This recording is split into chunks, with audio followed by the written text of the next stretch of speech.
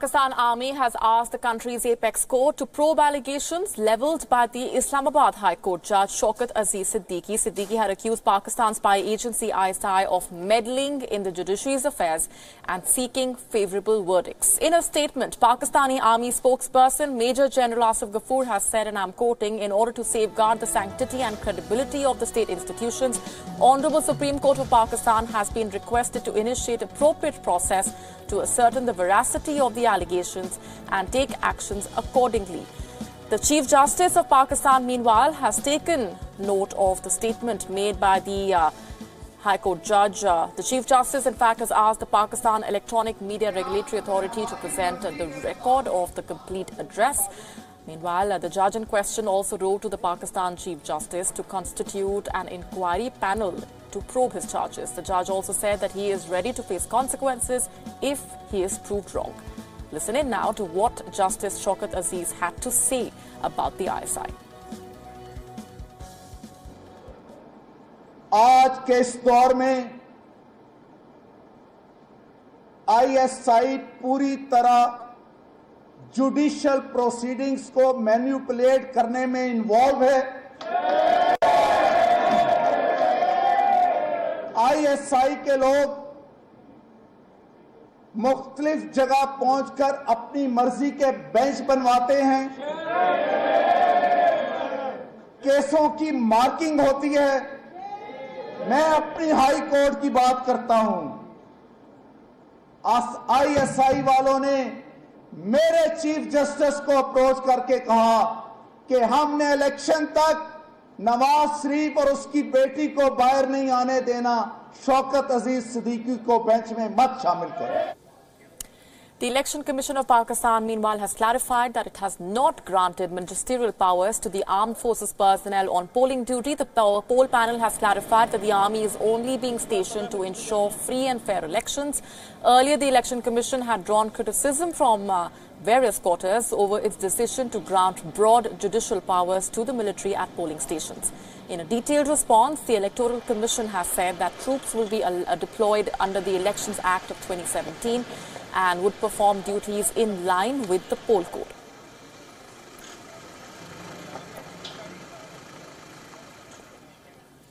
He's been spoken about as the next Prime Minister of Pakistan. Imran Khan is the most sought-after leader, clearly, in the country this election season. Let's take a quick listen in now to an excerpt from an interview that Imran Khan gave on his ties between US and Pakistan. Take a listen in.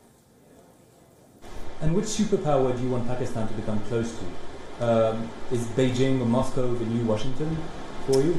I think Pakistan should have, ideally, the most important for Pakistan is peace and stability. We have been ravaged by this. First of all, we got affected by the Afghan war.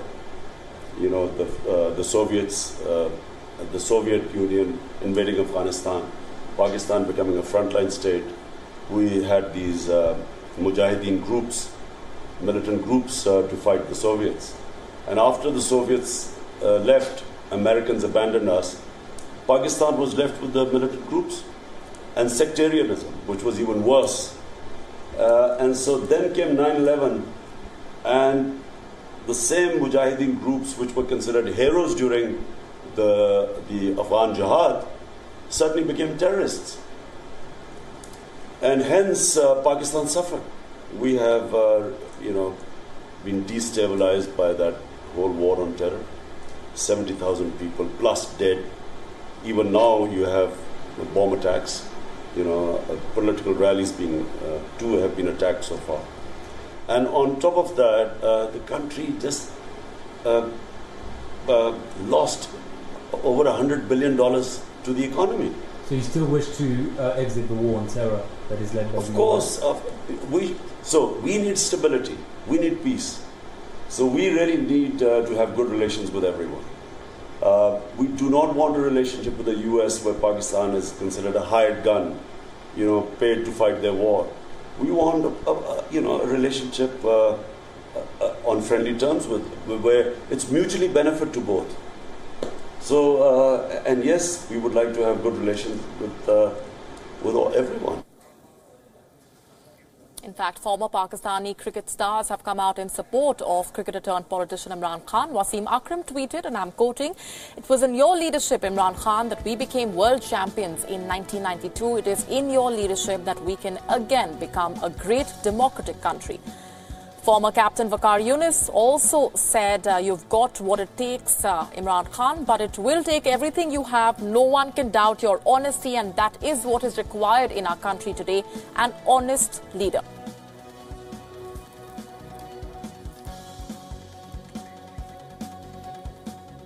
Pakistan goes to elections amidst a turbulent electoral atmosphere and a string of terrorist attacks on election rallies. The country's minorities now are looking to improve their representation in the government. Here's a special report.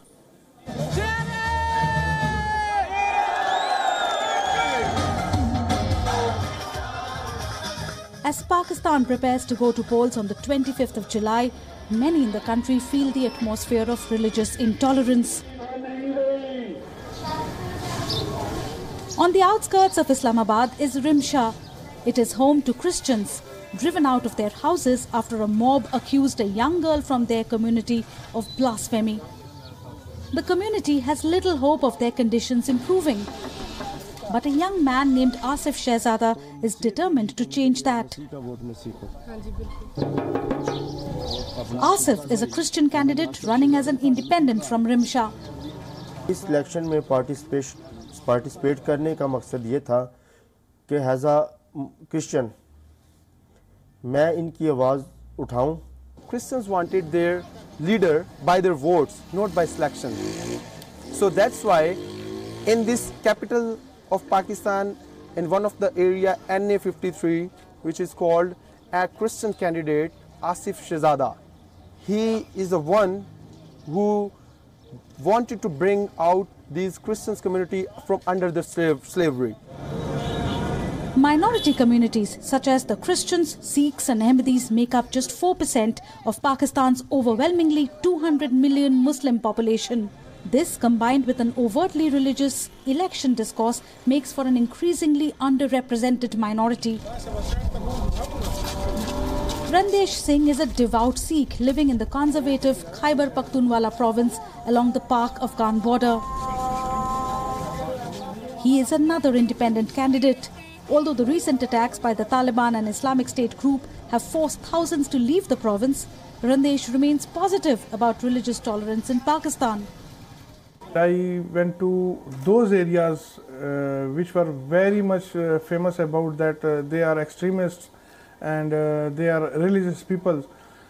But I found them, they meet me very lovely, they handshake me, they said that it's a very good sign that you doing an election as independent.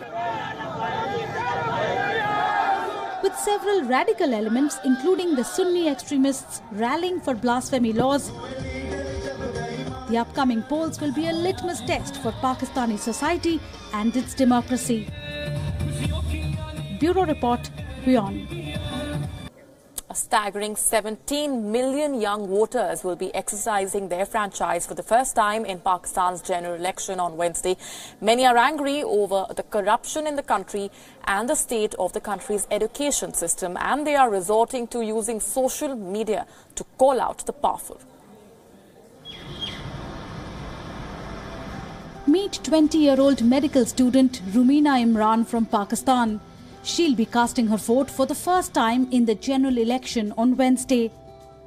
Rumina has already made up her mind on who she sees as Pakistan's next Prime Minister.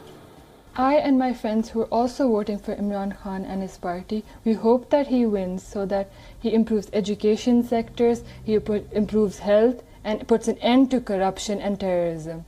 I hope that he does not disappoint the youth. Fingers crossed.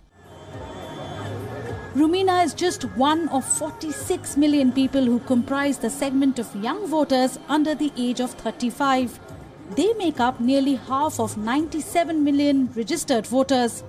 Historically apathetic, young Pakistanis first emerged as a political force in the 2013 elections, when a generation who grew up idolizing cricketer-turned-politician Imran Khan voted for his Pakistan Tehreek-e-Insaf Party or PTI. And the tech-savvy youngsters are not afraid of using social media to make their voices heard on political issues. Take this video for instance. A crowd of young Pakistanis, many armed with smartphones, surrounded PTI politician Sikandar Bosan's car and streamed live the footage of angry voters questioning their elected representative for ignoring his constituency.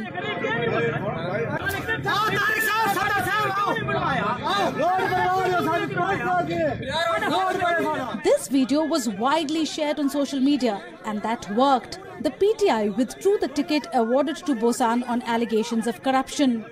Basically, youth is actually using social media, just like in Egypt, to bring about a slow social revolution.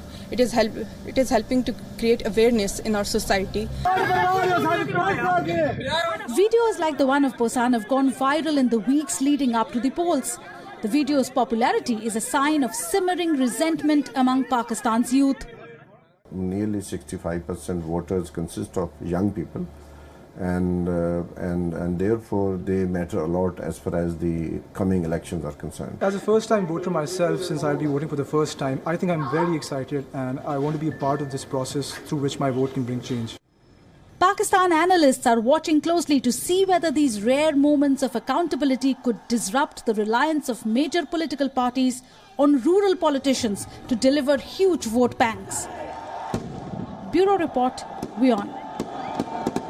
On to other updates for now. Midfielder Mesut Ozil has added fuel to the raging fire on immigration. The 29-year-old footballer has now quit the German football team and announced his retirement. And this after the shock group stage exit of Germany from the 2018 FIFA World Cup. The footballer shared a heart-wrenching account of his experiences after the World Cup. Ozil claims that he faced racism and disrespect in Germany over his Turkish roots. The midfielder decided to play for Germany at age 19. Mesut Ozil was born in the country, but his ancestors belong to Turkey. Ozil now claims that he has been receiving hate mails and threats. The midfielder even says that he is being blamed for Germany's loss at the World Cup. Ozil hit out at the German team's coach and manager, as well as fans, for their behavior after the team's loss in Russia. He blamed them for double standards and for questioning his loyalty to the German side. Meanwhile, German Chancellor Angela Merkel's spokesperson has issued a statement saying that the Chancellor respects Ozil's announcement. And Ira Spitzer, WION's correspondent in Berlin, sent us this report. Take a look. The controversy over Mesut Ozil seems to have only intensified a day after the dramatic announcement that one of Germany's best footballers was stepping down from the national team as he made allegations of racism against the federation, as well as some members of the German media. And the opinion here seems to be really divided still over exactly what happened. You did have some statements of support from some high-profile politicians as well as the media for Ozil, saying that his allegations of racism were well-founded, that it was quite an overreaction to the picture that he took with Turkey's President Recep Tayyip Erdogan, and to blame him to some extent for Germany's disappointing performance really reflected badly on German society. But on the other hand, you still had some who would not let the issue go, who said it was good that he left the national team, including the president of Bayern Munich, Germany's biggest football club, making that criticism. And, of course, Turkey's president is controversial here, with many accusing him of adhering to anti-democratic principles, but certainly raises larger issues. There's over 3 million people of Turkish descent in Germany, and many wonder just how much support they have from Germans after seeing one of their most famous people sort of leave the stage in a bit of an ugly way like this. Ira Spitzer, Berlin. Now, Ozil has brought the issue of racism back in focus. This also comes at a time when immigrant players or players from immigrant families were celebrated at the FIFA World Cup. Sample this. The English side had 9 players of African or Caribbean descent in their squad of 23. Belgium, the side that upset Brazil at the World Cup, had 10 players with migrant parents. More than half of Morocco's squad in Russia was born outside the country. On to other updates. Dozens have died and thousands have been hospitalized across Japan as the country continues to swelter under scorching summer temperatures. On Saturday itself, 9 people were killed due to the heat wave. According to reports, during the period July 9 to 15, more than 9,000 people required medical assistance due to the record heat and 12 people lost their lives. In Osaka, the highest temperature has been more than 35 degrees Celsius for more than a week now. Japan's education department has ordered schools to take necessary measures and avoid outdoor activities to protect the students from heat strokes. The Met Department says the heat wave is likely to continue for the remaining days of July and the first few days of August. 暑くなかったイメージなんですけど、今年はすごい暑くて、なんやろ、ずっと室外機の前にいるような感じで、結構なんやろ、お買い物行くのとかも結構嫌になる。傘さしたり、あとやっぱ飲み物こまめに飲んだりとか、でもやっぱりちょっと意識低いと思うんで、友達がこの間熱中症になったっていうのを聞いて、でやっぱ身近で起こるんやなと思ったんで、ちょっと対策していかないとなと思ったところなんで。僕も一回熱中症になったんですよ。ほんまにしんどかって、だからほんまにやばいなと思った暑さ、足元なんかクラクラしだして、もうこれ来るわみたいな、もうこれ絶対倒れるわ思って、その後もうクラって。The heat wave has raised concerns about how Tokyo will tackle the rising temperatures during the 2020 Summer Games. Construction for the new Olympic Stadium has entered its 20th month and the stadium is expected to be completed by November next year. The Japan Sports Council says tackling heat will be a priority for the Olympic Games scheduled in Tokyo in 2 years' time during the peak of the summer season.